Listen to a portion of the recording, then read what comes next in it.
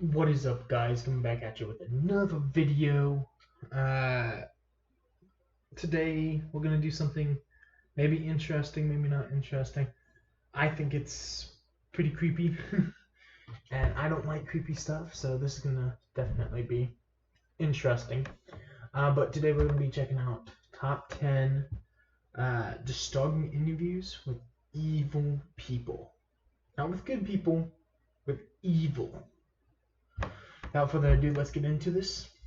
Today we will be looking at some of the most disturbing interviews ever recorded with people that have done horrific things and show no remorse. From an interview with a child who has tried a number of times to kill her family, to an interview with famous serial killers. I'll be discussing these and more only on today's top 10 list. Starting off this countdown, we have Aileen Wuornos. Aileen Wuornos is often considered the first female serial killer. She was found guilty of killing 7 men. She would murder them, rob them, and then drive home in their cars. Although she claims every murder was self-defense. In our interview, we can see how lax she is when talking about killing. Just shot in self-defense, boom, boom, boom. You know, they weren't cut up, they weren't sliced up, no OJ jazz, you know.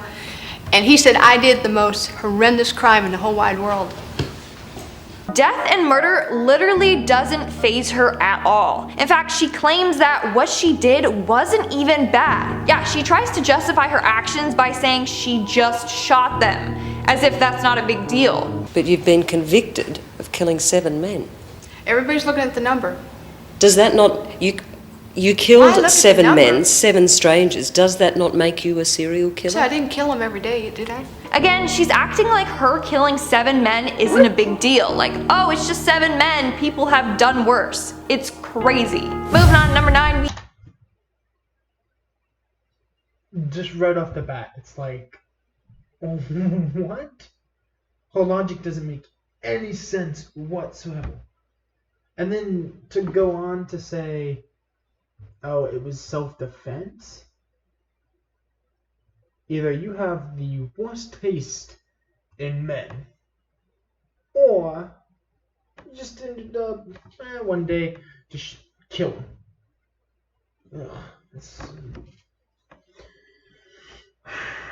have the Night Stalker. Richard Ramirez, otherwise known as the Night Stalker, was an American serial killer and robber who killed 13. Is that a pentagram? I can't say the one. Pentagram on his hand? What? 13 to 16 plus individuals. At his trials, the judge stated that he never showed any remorse for these doings. I think the creepiest part about his interview 13 to 16 plus individuals. At his trials, the judge stated that he never showed any remorse for these doings. I think the creepiest part about his interview is when he admits to being evil. Do you admit to being evil, Richard? We are all evil in some form or another, are we not? Yes, I am evil. Not 100%, but I am evil. And we see him try to justify his killings by saying the government does worse things to people than what he has done. Serial killers do on a small scale what governments do on a large one. They are a product of the times, and these are bloodthirsty times. Even psychopaths have emotions if you dig deep enough, but then again, maybe they don't. In our It spot, we have Edward Edwards. Edward Wayne Edwards, otherwise known as the Hook Man or the Man with the Hook, was an American con artist turned serial killer. In fact, when he committed his long list of crimes, he never wore a mask because he wanted to be famous. In 2010, he did an interview and confessed to all his crimes. Again, it makes me so uncomfortable listening to how killers took someone's life. Taking his hand, he's going through the bottom of the duffel bag trying to find the cigarettes, and I'm standing right here, and I have the sawed-off shotgun, and I ease it out of the bag while Danny's down there looking, and He's just too calm talking about all of this. During the interview, he also stated that he wanted the death penalty and thinks that he deserves it. I want the death penalty. You don't want us to be in prison for a long time on everything else that's going on. Right, I'm not a healthy man. In our 7th spot, we You know, okay, to be honest, it's interesting in the sense that it's interesting to see how people are all different, okay? I mean, I don't know about you, but my brain isn't wired to sort of kill someone or anything like that. No, all of our brains are wired differently. But to have like an interview with someone and that person being a killer and not having any remorse for anything that they've done, it's interesting, but it's also kind of, I don't know, very disturbing. We have Paris Bennett. During an interview with Piers Morgan, Paris Bennett, who at 13 years of age killed his young sister, admits that he did this as a way to punish his mother. Specifically in the end? Yes. To cause your mother maximum pain. This has achieved your goal, which was to effectively mean your mother lost both her children at once. In 2007, Bennett convinced their babysitter to leave early and then proceeded to stab his sister 17 times. It's such a tragic case. What makes it worse is how he pretends to say he loved his sister. In the interview, he was asked to describe why he loved his sister, and he couldn't. Because I loved her. I loved her with every fiber of my being. They say it's like asking a colorblind person to describe the color red. They can't do it. He can't describe love because he can't feel it. Exactly like she said, it's because Paris is incapable of feeling emotions. No guilt, no love, nothing. Moving on to number 6, we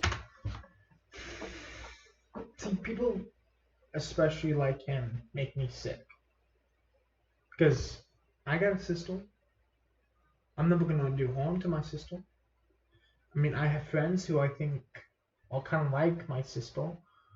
In the sense like maybe not blood tied, but on the same note, I treat them as like a little sister or something like that. And if anything happened to them, man, I don't know. I don't know what I would do, to be honest. I don't think I'd be able to contain myself. But, we have Angela Simpson. Right. You murdered this man. Yes. You tortured him. Of course. This is an interview with killer Angela Simpson. She was arrested after torturing and killing a man in a wheelchair for snitching. During this interview, she tells exactly what happened, how she did it, and why. The scariest part is how forward she is about this all. She doesn't care that she's going to prison or that she killed someone. You're not here to pretend to be remorseful. Of course not. Why would I do that?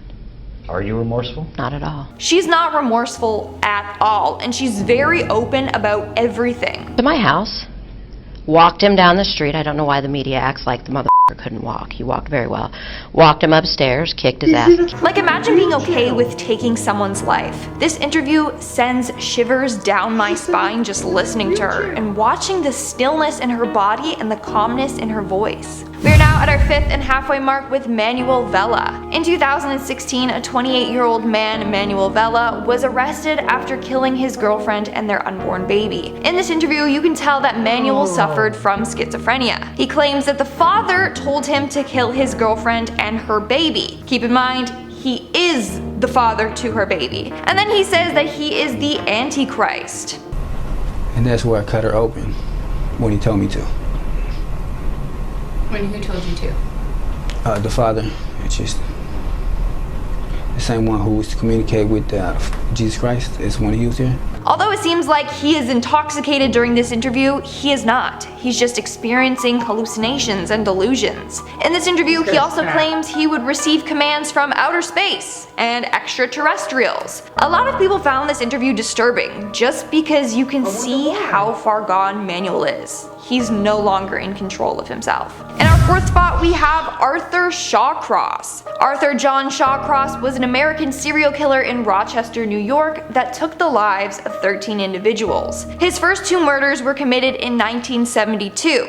He was caught for both and then sentenced to 25 years. But after serving 15 years, he was released on parole. That's when he continued on with the killings and took the lives of 11 different people. His interview is creepy for a number of reasons.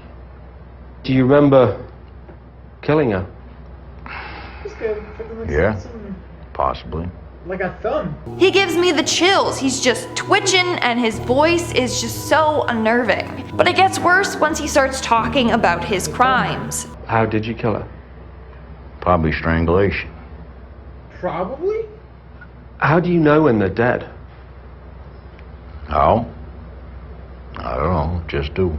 You can see that he won't admit it directly. He says maybe he killed her and maybe she died by strangulation. It gets worse. Reach over my shoulder like this, right behind my neck, and I pull out a brand new machete. When she backed out, I come up behind her. He's just a ruthless killer. In our third spot, we have Ted Bundy. Ted Bundy was an infamous serial killer who was responsible for murdering 30 women. Although it's thought that this number may be even higher. He would often kill these women in brutal ways. In his interviews, he shows no remorse for his actions, and the calm tone of his voice is very disturbing. I can see how certain feelings and ideas developed in me to the point where I began to act out on them. Certain very violent and very destructive feelings. Throughout this whole interview, Bundy tries to gain sympathy from the interviewer and the audience. You can see how he's trying to manipulate your emotions, which is terrifying. A lot of people commented saying that Bundy is trying to act human in these interviews. He knows exactly what to say and how to say it to manipulate you. It was like something had, say, snapped, that I knew that that I couldn't control it anymore, that these barriers that I had learned as a child, that had been instilled in me, were not enough to hold me back with respect to seeking out and harming somebody. It's a huge reason why he was so famous and had a huge media following. Moving on at number 2, we have Beth Thomas. Beth Thomas was a young girl featured in a documentary titled The Child of Rage. At such a young age, Beth displayed psychopathic tendencies, including harming her brother on a number of occasions and trying to kill her parents. Her parents were terrified of her and her brother Jonathan's safety, as they should be. Take a look at our interview. Why is your brother afraid of you? Because I hurt him so much. Mm-hmm. Okay. And what, at nighttime, what do your parents do to your door? Lock it shut. Why do they lock it shut? Because they don't want me to hurt John. So on a number of occasions, Beth would go into her brother's room at night to try and kill him. On top of that, she used to steal knives from the kitchen to try and harm her family with. Big sharp ones. And what do you want to do with those knives? Kill John and Mommy with them, and Daddy. That's not all. Here is her recounting the time she hurt Jonathan. And what happened to your brother? Tell me about it. His head hurt real bad, but his chin, he had to have stitches in it. Now apparently doctors deemed that she acted this way as part of her traumatic past. Now it's said that after years of therapy, she is now a healthy adult. And in our number 1 spot... No.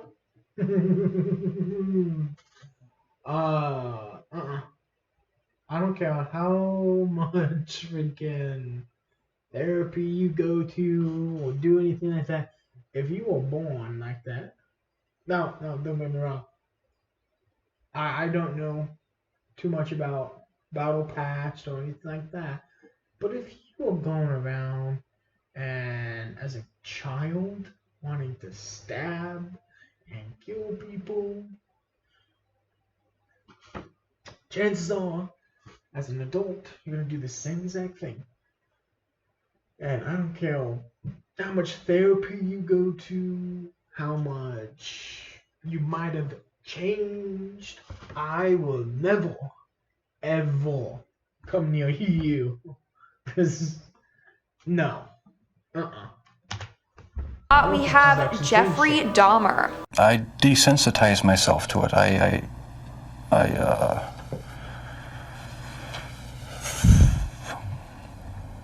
I don't know, I went to great lengths. Between 1878 to 1991, American serial killer Jeffrey Dahmer murdered and dismembered 17 men and boys. He would pack the victims' body parts into plastic bags and bury them behind his parents' home. He would also take disturbing photographs of his deceased victims and keep certain body parts as souvenirs. He also had tendencies to eat the victims. This gave him the name the Milwaukee Cannibal or the Milwaukee Monster. Upon searching his home, police found albums full of pictures of body parts, and his place was filled with human remains. Before his death, Jeffrey had an interview with Inside Edition.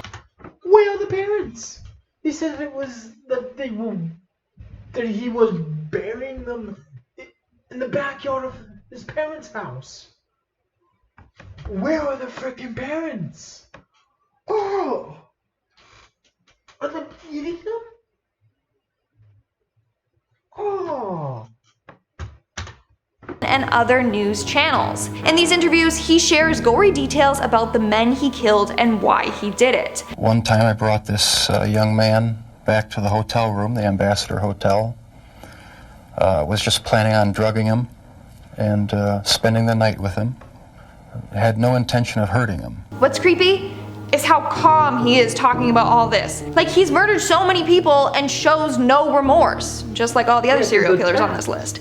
I was handcuffed, and it was just the realization that there was no point in trying to hide my actions anymore. Hearing him say that he kept the dead with him as long as possible makes me sick. When police raided his house, they found heads were in the fridge and freezer. 2 skulls were on display in the house, and they found a 57-gallon drum filled with decomposing bodies in his room. Alright guys, that was a pretty creepy video. How can you live like that? Honestly. And to do it for so long? How was he never caught? Like, sooner, I would say. And where are the parents? She said parents home. Did he kill his parents? Was his parents just gone? Man, some people are just wired differently. Is something I probably said a lot during this entire video.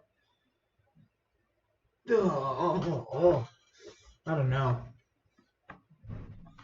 And I guess this is a perfect time to end the video, but I hope you guys are all having a fantastic day. If not, I hope it changed for the better. Without further ado, see you guys next time. Bye.